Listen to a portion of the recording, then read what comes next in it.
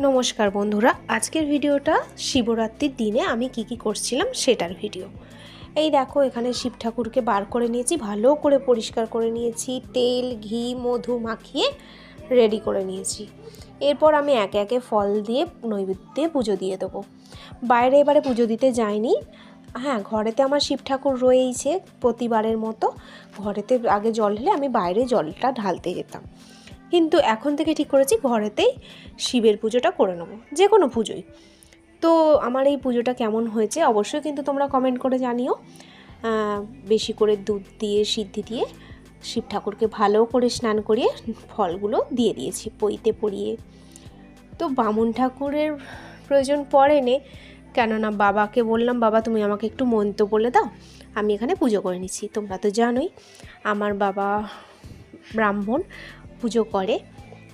তো এখানে আমি পুজো করে নিয়েছি। এই দেখো, আমি কিছু ঠাকুরের সাথে ছবি তুলে নিয়েছি। এরপর সমস্ত ঠাকুরগুলোকে তোমাদের একবার দেখিয়ে দিলাম, আমার মা লক্ষ্মীকেও দেখিয়ে দিলাম, আর সমগ্র ঠাকুরকে। আজকের পুজোটা আমি এইভাবেই করেছি। কেমন হয়েছে অবশ্যই কিন্তু কমেন্ট করে জানিও বন্ধুরা।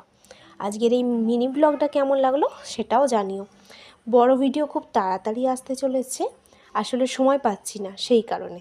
ভিডিওটা ভালো লাগলে একটা লাইক কমেন্ট শেয়ার করে দিও, আর কে কোথা থেকে দেখছো সেটাও কমেন্ট করে দিও। টাটা, দেখা হবে একটা নতুন ভিডিওর সাথে।